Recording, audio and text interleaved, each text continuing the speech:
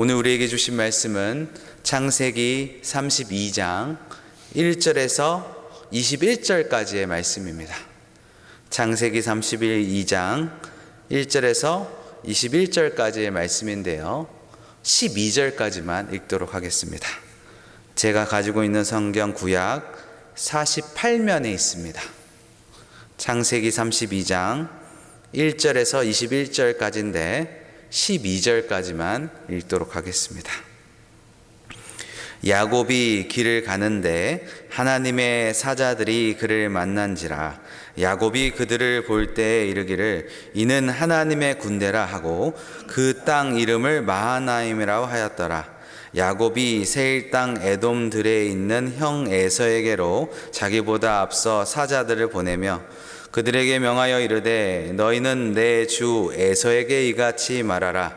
주의 종 야곱이 이같이 말하기를 내가 라반과 함께 거류하며 지금까지 머물러서 있사오며 내가 소와 나귀와 양떼와 노비가 있으므로 사람을 보내어 내 주께 알리고 내 주께 은혜를 받기를 원하나이다 하라 하였더니 사자들이 야곱에게 돌아와 이르되 우리가 주의 형 에서에게로 이른즉 그가 400명을 거느리고 주인을 만나러 오더이다. 야곱이 심히 두렵고 답답하여 자기와 함께한 동행자와 양과 소와 낙타를 두 떼를 나누고 이르되 에서가 와서 한 떼를 치면 남은 한 떼를 피하리라 하고 야곱이 또 이르되 내 조부 아브라함의 하나님 내 아버지 이삭의 하나님 여호와 주께서 전에 내게 명하시기를 내게 고향을 내 족속에게로 돌아가라. 내가 내게 은혜를 베푸리라 하셨나이다. 나는 주께 주의 종에게 베푸신 모든 은총과 모든 진실함을 조금도 감당할 수 없사오나 내가 내 지팡이만 가지고 이 요단을 건넜더니 지금은 두 때나 이루었나이다. 내가 주께 간구하오니 내 형의 손에서 에서의 손에서 나를 건져내옵소서. 내가 그를 두려워함은 그가 와서 내 처자식들과 칠까 겁이 나기 때문이이다.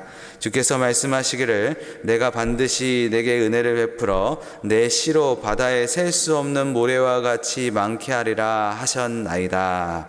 아멘. 산 넘어 산인 것 같습니다. 라반과 하회를 하여 더 이상 쫓길 일이 없는 염려가 사라졌는데 또 다른 염려가 그를 엄습해 오기 시작합니다. 그것은 바로 형 에서와의 문제였습니다. 그 형 에서와의 숙제가 아직 덜 풀린 상태인 것이죠. 물론 그가 바단 아람을 떠날 때 이 문제를 염두에 두지 않은 것은 아닙니다. 어떻게든 이 문제를 풀지 않으면 가나안 땅에 들어갈 수 없다는 사실을 그는 분명히 알았습니다. 그는 그렇게 근심하며 길을 가고 있는 것이죠. 1절을 보시면 그런데 놀랍게도 그 길에서 야곱은 하나님의 사자들을 만났다고 말씀하고 있습니다. 이것은 20년 전 야곱이 하란을 향하여 길을 떠날 때 하나님의 사자들이 하늘에 닿는 사닥다리를 오르락내리락 했던 장면을 떠오르게 합니다. 그때 하나님은 야곱에게 당신께서 함께 하심을 증거로서 그것을 보여주셨죠. 그런데 이번에는 어떻습니까? 이번에도 좋은 징조일까요? 성경에는 하나님의 사자들과 야곱이 대화를 나눴다는 말은 없지만 아마도 좋은 징조인 것 같습니다. 키 큰 일을 앞두고 하나님의 사자가 나타나는 경우는 성경에서 종종 우리가 볼 수 있습니다. 아브라함도 하나님의 천사를 만나고 나서 이삭을 낳았다고 성경은 기록하고 있고요. 여호수아도 여리고성 전투를 앞두고 하나님의 사자를 만났다고 되어 있습니다. 여호수아가 그에게 물어보죠. 여호수아가 5장 13절에 너는 우리를 위하느냐 우리의 적들을 위하느냐라고 묻습니다. 그랬을 때 여호와의 사자가 나는 여호와의 군대 제장으로 지금 왔느니라 라고 말하죠. 여호수아가 여리고 정복을 앞두고 그와 함께하기 위해서 왔다는 것을 이제 보여주고 있는 것입니다. 그렇다면 형 에서와 화해냐 전쟁이냐를 앞두고 고민하고 있는 야곱에게 이것은 좋은 징조일까요?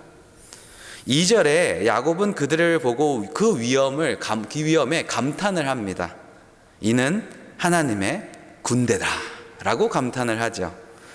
그래서 그 땅의 이름을 마하나임이라고 불렀다고 말하고 있습니다. 마하나임의 뜻은 진지라는 뜻입니다. 하나님의 군대는 언제나 어디서나 있지만 그들은 늘 감추어져 있습니다. 우리가 그들을 늘 볼 수 있는 것은 아니죠. 그러나 하나님이 가끔씩 그 비밀의 커튼을 걷어주실 때가 있습니다. 그것을 우리는 계시라고 말하고 있는 것이죠. 하나님은 지금 야곱에게 그 커튼을 살짝 열어주셨습니다. 왜일까요? 야곱이 지금 엄청 두려워하며 답답한 마음으로 길을 걷고 있기 때문입니다. 처자식과 식솔들을 데리고 태어난 척 하지만 그 부대끼는 그 야곱의 심정을 하나님은 알고 계셨습니다. 하나님은 당신의 군대를 보여주시면서 야곱에게 이렇게 말씀하시는 겁니다. 두려워하지 말라. 내가 너와 함께한다. 떨지 말라. 내가 너를 강력한 군대로 지켜줄 것이다 라고 말씀하시는 것이죠. 야곱은 분명 하나님의 이 메시지를 들었을 것입니다. 그리고 다시 마음의 힘을 얻었을 것입니다. 야곱은 지금 가나안 땅으로 가고 있고 에서는 이미 세일에 자리를 잡고 있다고 성경은 기록하고 있습니다. 세일은 사해 남쪽 산지로서 사해와 홍해 사이의 구렁의 동쪽에 있습니다. 후에 에서는 자손들은 에돔이라는 이름으로 그곳에 나라를 세웠다고 말하고 있죠. 야곱은 세일 땅의 에돔에 들어가게 있는 에서에게 우선 자신의 사자들을 보냈다고 성경은 말하는데요. 에서에게 이렇게 전하라고 지시합니다. 그 4절과 5절 말씀인데요. 제가 읽겠습니다. 그들에게 명하여 이르되 너희는 내 주 에서에게 이같이 말하라. 주의 종 야곱이 이같이 말하기를 내가 라반과 함께 거류하며 지금까지 머물러 있사옵으며 내게 소와 나귀와 양떼와 노비가 있으므로 사람을 보내어 내 주께 알리고 내 주께 은혜를 받기를 원하나이다 하라 하였더니, 야곱은 매우 공손하게 예의를 갖추어 말하라고 지시하고 있습니다. 야곱은 자신이 주의 종 야곱이라고 호칭하는데요, 에서를 주라고 부르고 있습니다. 그리고 그의 은혜를 간절히 구하고 있는 것이죠. 과거에 자신이 형을 속이고 아버지의 축복권을 가르쳤던 그 일에 대한 용서를 구하고 있는 것입니다. 20년의 세월이 흘렀지만 에서는 지금도 야곱을 그토록 미워하고 있을까요? 그렇게 공손하게 거절하게 용서를 구하는 야곱을 에서는 과연 받아줄까요? 야곱은 초조하게 자기가 보낸 사람들을 전해줄 소식을 기다리고 있습니다. 그러나 그 소식은 별로 좋지 않았습니다. 사자들이 이렇게 보고를 하죠. 6절입니다. 제가 읽겠습니다. 우리가 주의 형 에서에게 이른즉 그가 400명을 거느리고 주인을 만나러 오더이다. 에서가 400명을 거느리고 야곱을 만나러 온다는 것은 무엇을 의미할까요? 야곱은 알 수 없었습니다. 여호수아가 여호와의 사자에게 물었듯이 자기를 위한 것인지 자기에게 해를 가하려고 온 것인지 도무지 알 수 없었습니다. 분명한 것은 형의 군사가 400명이 자신의 가족과 식솔들을 친다면 본인들은 꼼짝없이 죽을 수밖에 없다는 사실은 그 야곱은 알고 있었던 것이죠. 만일 야곱이 아버지 이삭이 에서를 축복할 때 그 기도를 들었다면 더욱더 그것은 분명해졌을 것입니다. 이삭은 에서에게 이렇게 축복을 하죠. 너는 칼을 믿고 생활하겠고 라고 말합니다. 이것이 에서의 생활 방식을 그대로 이야기하고 있는 것입니다. 그러니 이 소식을 들은 야곱은 심히 두렵고 답답할 수밖에 없었습니다. 그래서 야곱은 최악의 상황을 예상하며 대비책을 마련하는데요. 야곱은 왜 최악의 상황을 예상할까요? 믿음이 없어서일까요? 아니면 하나님이 도우심을 믿고 그저 담대히 나아가면 안 될까요? 왜 이는 최악의 상황을 지금 대비하고 있을까요? 이것은 믿음이 없는 행동이 아닙니다. 최악의 상황을 예상하는 것은 전혀 잘못된 일이 아닙니다. 최악의 상황을 대비하여 세컨 플랜을 짜는 것은 결코 믿음 없는 행동이 아니라는 것이죠. 오히려 내가 원하는 대로 하나님이 그대로 다 해주실 거야, 맹목적인 믿음이 문제를 일으킬 때가 참 많습니다. 하나님께 맡기지만 내가 할 수 있는 최대한의 대비를 해주는 것이, 그것이 지혜인 것이죠. 교회들마다 자동차가 있죠. 근데 보험을 듭니다.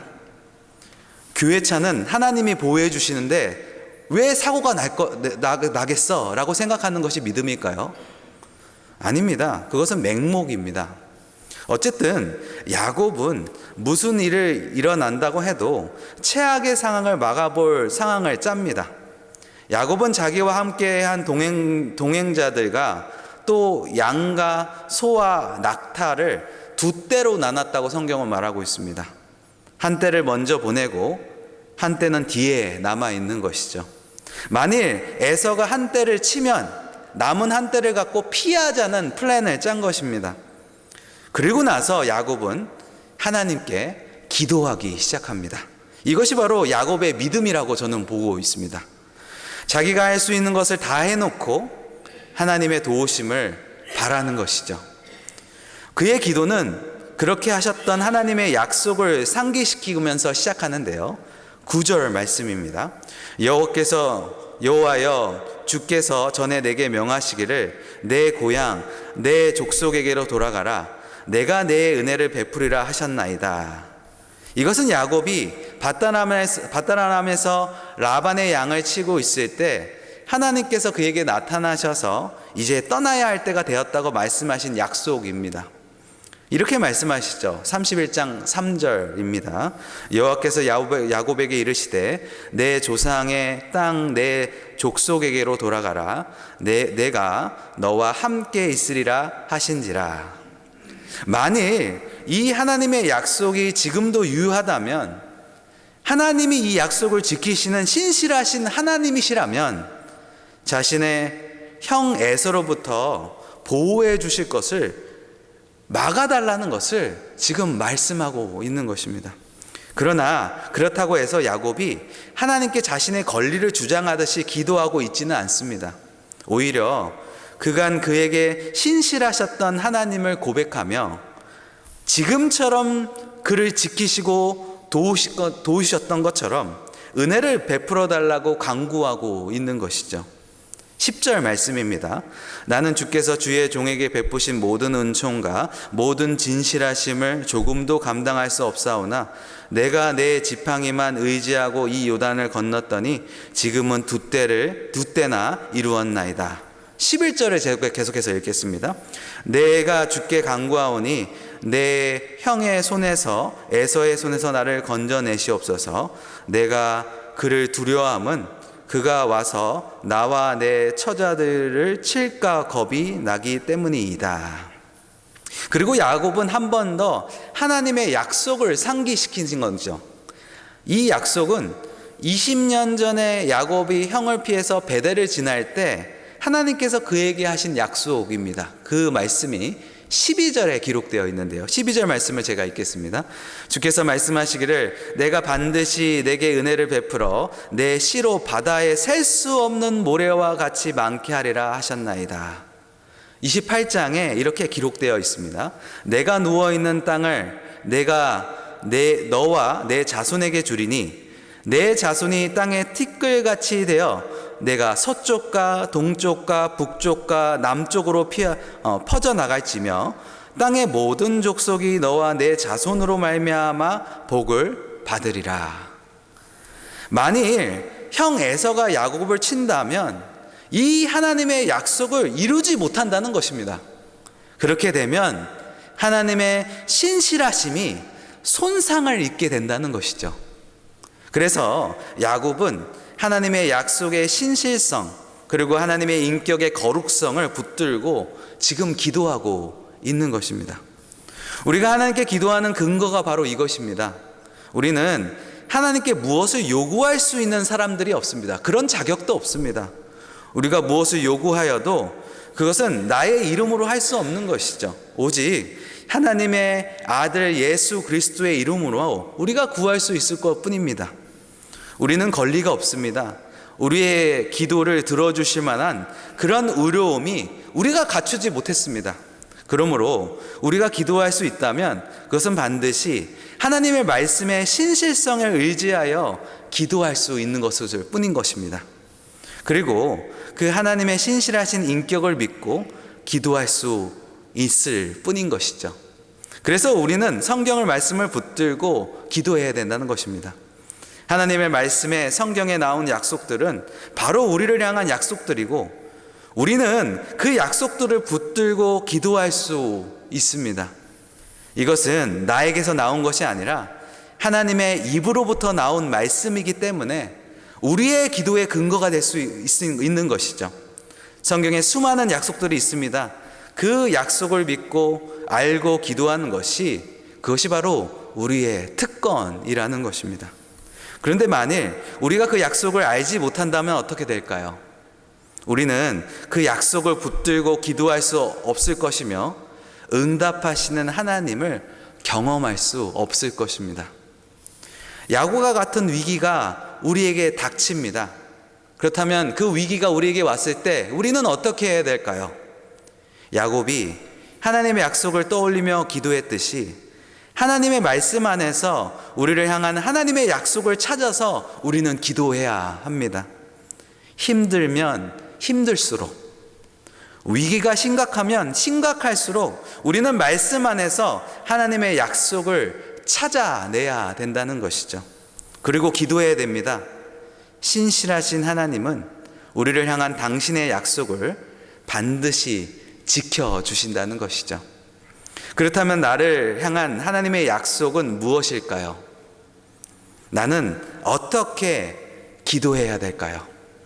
오늘 말씀을 생각하시면서 그 신실하신 하나님의 약속을 바라보시며 주님 앞에 더 가까이 나가시는 우리 모든 삼성의 성도님들 되시길 주님의 이름으로 축원해 드립니다. 기도하겠습니다. 주님 감사합니다. 위기의 순간에 최악의 순간을 대비했던 야곱의 지혜를 허락하여 주옵소서. 그러나 결국 하나님의 은혜로 도와주셔야 한다는 사실을 믿고 기도했던 그 야곱의 기도를 우리가 본받게 하여 주옵소서. 하나님의 약속을 믿지 못해서 구하지 못하는 어리석음을 범하지 않게 하시고 하나님의 약속을 알고 믿고 구하는 믿음을 우리에게 허락하여 주시옵소서. 그렇게 하실 주님을 찬양하며 예수님의 이름으로 기도드렸습니다. 아멘.